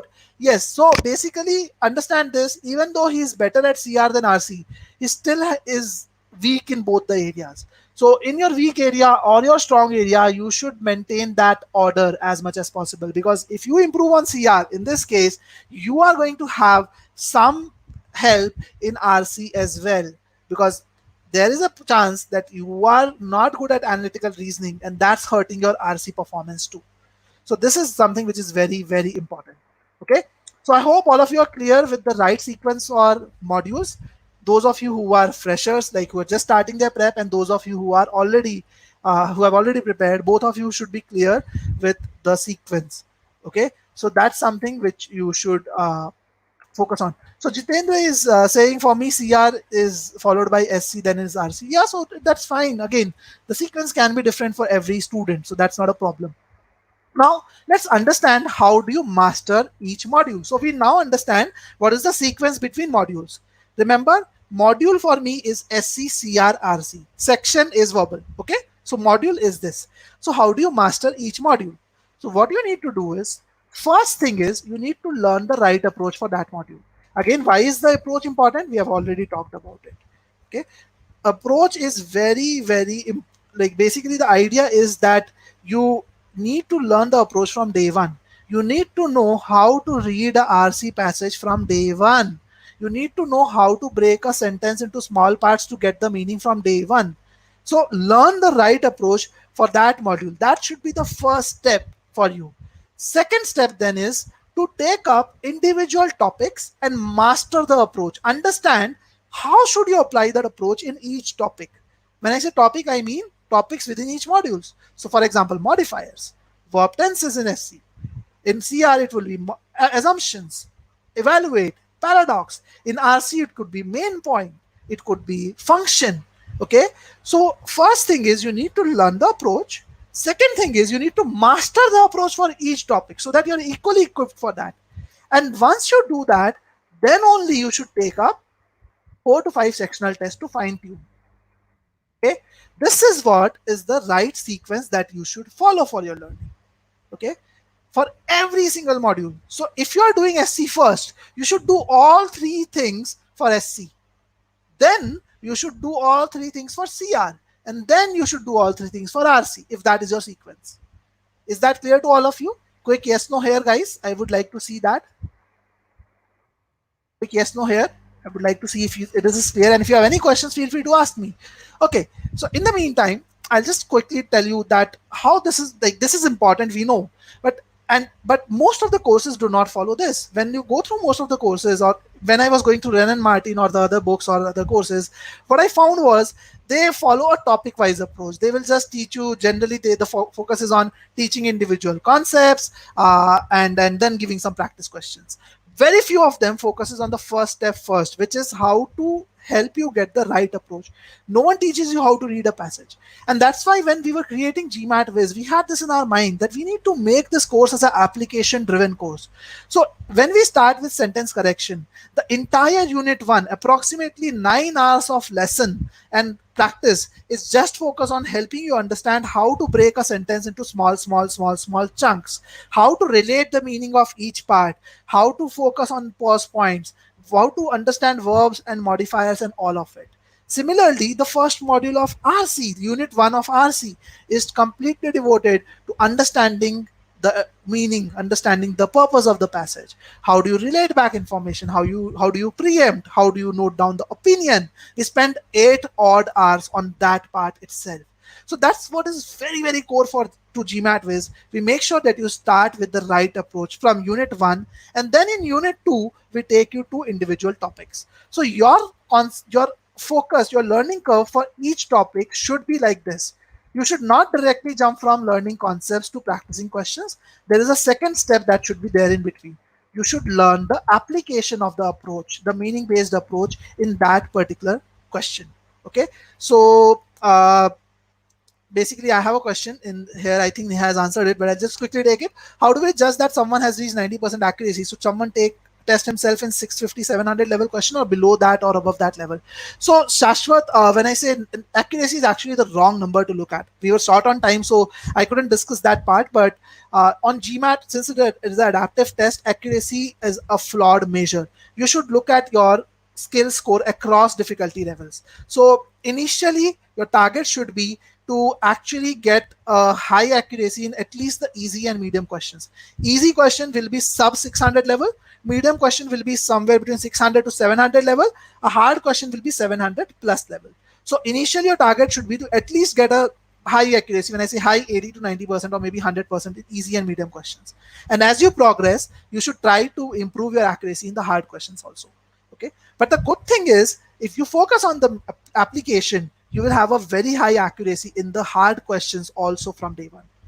Okay, so you need to do this 3 steps for every single topic. Learn the rules, grammar rules or assumption related, whatever rules are there, learn the concepts, then learn the application, and then do the practice. These 3 steps are very critical. At GMAT Viz, what we do is every topic is taught in exactly the 3 steps. It's a very structured course, and even there is a free trial available. If you want to check out the free trial, you can do that. So what we do is we basically help you to understand the concepts through video lessons for every topic. If you teach a topic, let's say modifiers, we will first help you learn the concepts on that through video lessons. So if you're preparing from elsewhere also, please make sure that you do that yourself, like learn the concepts first. Once you learn the concepts, you can actually go to the next step where you actually learn how to apply those concepts. Now, for applying those concepts, it is important that you take up GMAT styled questions and you solve only one question at a time. Okay, right after you solve the question, you should look at the solution of the question, because it is very important for you to understand exactly where you are faltering in terms of the approach. So recollect the mastering the approach part, where I said that in order to master the approach, you have to analyze the solution for every single step. That's what this step is about. If you're taking up GMAT Viz, this step is taken care of by us. In the concept boosters, we have a file called concept boosters after video lessons, where we take up all the various kind of questions that can come on GMAT from that particular topic, and we give you one question of each type, one at a time. Right after you solve the question, you will see a very detailed video or text solution. So it can be a video or text solution, which consists of the exact method that you should use to solve the question. So you're supposed to tally your approach, you're supposed to go through it in details and make sure that you're using it properly. So if you want to sign up for a GMAT Viz free trial, there's a free trial, detailed free trial available. Approximately 10% of the content. There is limited content. We have chosen which content you can look at, but there's a limited content which is available in the free trial, but it will give you clarity about each of these areas. Okay, so you can actually check out the free trial, and only after you go through the concept booster, you should take up quizzes on that particular area. Okay, so this is the right learning curve that you should follow for each thing. Okay, so I'll take a question for Harsh. Harsh is saying all SC rules and practice, or rule 1 and practice rule 1. So Harsh, it is rule 1 and practice rule 1. So basically it's all about topic 1. So let's say you're doing this. So let me go back a little. Okay, first thing is you will learn the right approach. That's step 1. Second thing is you will master the approach on each topic. Okay, each topic, when I say, I mean you will start with topic 1 and do all 3 things for topic 1, and then only you will move to topic 2 and do all 3 things for topic 2, and then you will move to topic 3 and do all 3 things for topic 3, and in this way you will complete all the topics for the module. When you're done with all the topics from the module, then you will go to take additional tests to master your cross learning. Okay, so thank you, Sashwat. I'm happy that the answer helped. So this is what your learning curve should be. Now, I'm sure some of you would have gotten an idea about how to go about your prep and everything. So if you are still not clear, you have any questions, or you feel that creating a study plan is a daunting task, GMAT Viz does that for you. So if you take up the GMAT Viz course or even the free trial, you will be able to see that the course actually creates a detailed study plan for you. It tells you your upcoming milestones for the entire journey. All this plan is personalized for you. You can it personalized based on the time that you have. You can simply click on this link and get started with the lessons right from here. So this is a personalized plan altogether, and it is integrated with the course in real time. So you don't need to worry about what to study when. It takes care of everything from today till your test date. Okay, so you can check out this trial on our website also. And the best thing is, this is the calendar view. It also creates a week-wise task list view. So right now it tells you that in the current week, if you spend 26 hours, these are the number of lessons that you need to do. These are the number of quizzes that you need to take, and this is what you need to do in this particular area. All you need to do from your side is click on the start button. It automatically arranges everything in form of a task list for you, so you don't need to worry about studying. Click on the start button. It will take you to automatically the windows where you're going to learn, you're going to take the quizzes and the learning everything. And the best part is, this entire thing is adaptive. The study plan is not static. It changes every week. So let's say next week when you log in, it will tell you how much of the plan you have completed. You can change the time that you have in the current week, because we know working professionals will have different timelines for different weeks. So you can change the time every week, and you can actually get a new plan for that particular week. Okay, so with that, I've kind of come to the end of the session. I'm opening it for an open-ended Q&A, guys. So if you have any questions around your verbal prep, you can feel free to ask me now. I'll be here for 10 minutes approximately to answer your questions. And you can always take a free trial. The link is already shared here on our website. You can go directly and take the free trial from there, or you can actually reach out to me on my number. This is my WhatsApp number or my email ID if you want to. Okay, so I'm just sharing the link to schedule a discussion with me if you want to schedule a consultation call with me to discuss about your strategy. If you are not comfortable putting it in the YouTube comments of publicly with everyone, you can actually schedule a discussion with me using this link. Okay, so I'm just sharing it over here. You can actually do that yourself. Okay, so I'll take some questions. Harshvardhan is asking one more thing.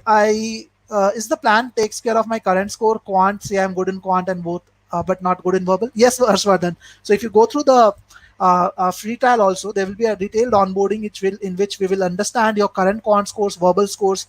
If you have your SCCR, RC scores, we will even understand that. And all that planning that I talked about, arranging it in the right order, all of it will be taken care of by the portal.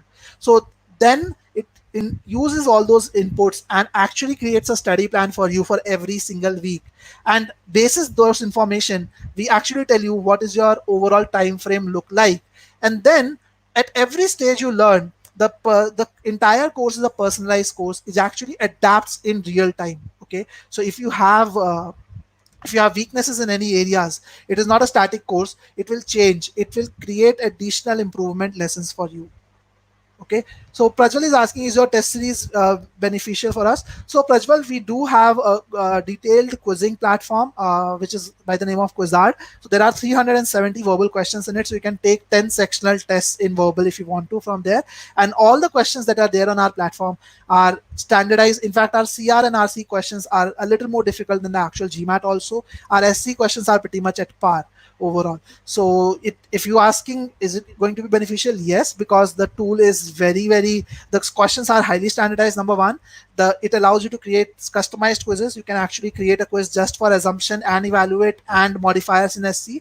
Number three, it gives you detailed solutions in the same method overall. Okay, and number four, it gives you detailed analytics. Okay, only one thing which I would like to tell you right here, Prajwal and Sambit, is we don't have mock tests on our platform. Our tests are not adaptive in nature, they are standardized. But the good thing is we create the quizzes of the same difficulty level that a student aiming 700 plus should target. Okay, so that is something which you can look at. Okay, so I'll take a few more questions from the chat here.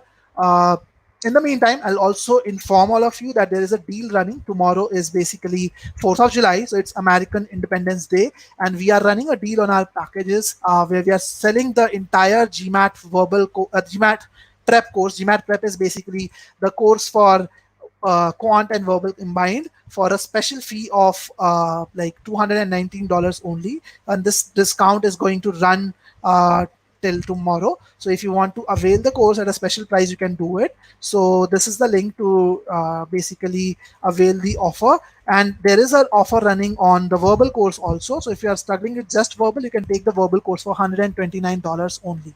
Okay, and if you are from India, it will automatically convert it into INR. In INR, the verbal course fee will be approximately 9,500, and the entire course fee will be approximately 15,990. Okay, so here is the link, you guys can access it. I'll take up the questions in the chat here very quickly. So Akshata is asking, when should OG be solved? Good question, Akshata. So OG is a part of your practice phase. So if you remember, I'll go back to this part. If you remember this practice phase, this quizzes phase, this is where the OG should come in.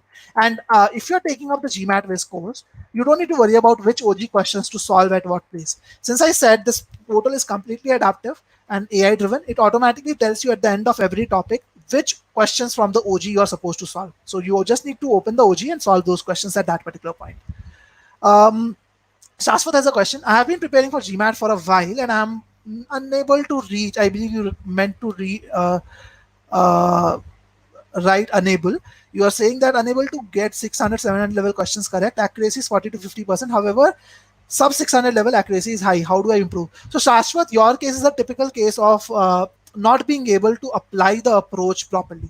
You might know the approach, but you're not able to apply the approach. So for you, it is very, very critical. In fact, for everyone, it is very critical to apply the approach properly. So have a discussion with me. I'll help you understand in more details if you want how you can do that. Okay. Hitesh has a question: how much time is enough for GMAT? So Hitesh, again, that's something which depends on your skill level currently, your target score, your time available with you, your pace of learning also. So it can be between 100 to 350, even 400 hours, depending on individual. The good thing is, if you go to the free trial even of GMAT Viz, it will create a study plan for you. It will give you an estimate as to how much time you will be needing and how much time you would be spending on each area. If you upgrade the package, then you will get access to the content as well. Okay, but study plan is a feature which we give for free in the free trial also. Okay, I have a question from Billy. I have a question. Is there any mobile apps for GMAT Viz? So Billy, we don't have a mobile app as of now, but our courses work fine on mobile. However, I would recommend you to use a laptop or a desktop because the experience is much better on it than compared to a mobile. Okay, and moreover, you will be taking your GMAT on a laptop or a desktop, so it is better to get used to it. Prajwal is saying, I want to work on my concept first, they are too weak. So Prajwal, yes, it is very important to work on the concepts. But as I said, if you completely ignore the application and start working on the concepts, it won't be the right thing to do. If you actually keep the process in mind, approach in mind while working on the concepts, that is much better. Okay, so follow this curve for every topic. Obviously, it starts with learning the concept for that topic and then only the approach. All right, so let's take up two more questions maybe, and then we will end because we are already behind time. So quickly, prices for personal tutor for only a few topics, say SC. So Harsh, we have a personal private tutoring option. Basically, you can connect on a call with me to discuss your case to understand how many sessions you will need. We charge you $50 per session. One session is for 1.5 hours duration. So think of it as $35 per hour. And the tutors that you get to work with one on one have 10 plus years of experience, and they focus on your personal, like the main mistakes that you are making. So it's a very personalized course. They give you homework to complete from the online course, then they look at your data to help you understand where you are going wrong in the session, and then they re-emphasize on that learning. So all of that can be discussed. You can email it to me directly. Any other questions you guys have?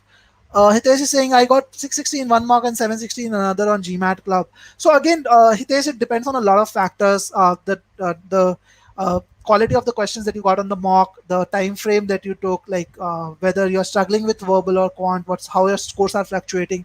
So I would like to get more in detail. I would like to understand more details. Then only I'll be able to guide you better. So please feel free to connect with me. I'll quickly do one more thing. I'll again share the link to have a conversation with me. So you guys can actually do that if you want to. Okay, two last questions. Kalp says, I'm preparing for a while. In last two mocks, I scored 720 and 700. Good. But how many? But I am having many mistakes in SC and RC. I usually score 50 or 51.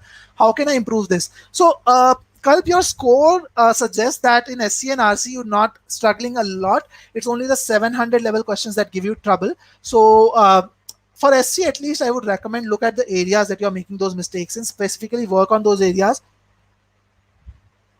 In RC, it is more about the approach. So I feel that approach needs to be improved upon. Um, do register for the webinar series. I will quickly share the link for the webinar series. Do register for the webinar series and attend the webinars. It will really, really help you guys to learn what is the right approach. Okay, so I'm just giving the link for the webinar series also.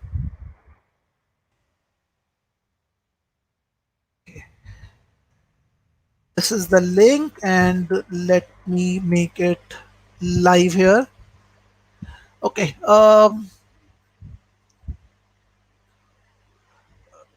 Bharat is asking, I get 151 GMAT official mocks, but the same doesn't happen in actual GMAT. What should you suggest I should do? So Bharat, again, if you're not getting an actual mock, there could be a chance that in the GMAT official mocks that you're taking, you know some of the questions already. So that might be biasing your performance.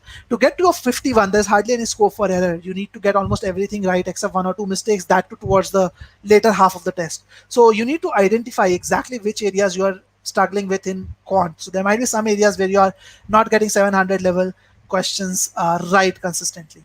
Okay, so again, this is not about quant, so I'm not going to discuss a lot on that, but please feel free to uh, connect with me one-on-one if you want to. Billy, this is an enlightening webinar. Thank you for this. Going to join GMAT very soon. Thank you so much, Billy. I'm happy that I could help. And trust me, this is a very big, it was a pain point for me. So I can totally understand how difficult for some of you it is to improve your verbal skills. But I would like to just end this webinar with one simple thing. If I could improve my score from a 13 to a 93 percentile, you can also do that. Don't lose hope. Focus on the right approach, focus on the right method, and you will be able to improve your scores. That's something you need to focus on. Okay, so register for this webinar series. If you haven't done so yet, you will receive, and make sure you enter your WhatsApp number properly. You'll receive emails around it, and you can attend the other webinars on individual topics to improve. Okay, so it was great having you guys. Thank you so much for being with me. All the best for your GMAT, and those of you who have registered for a call with me, I'll be calling you on the scheduled time. Thank you so much.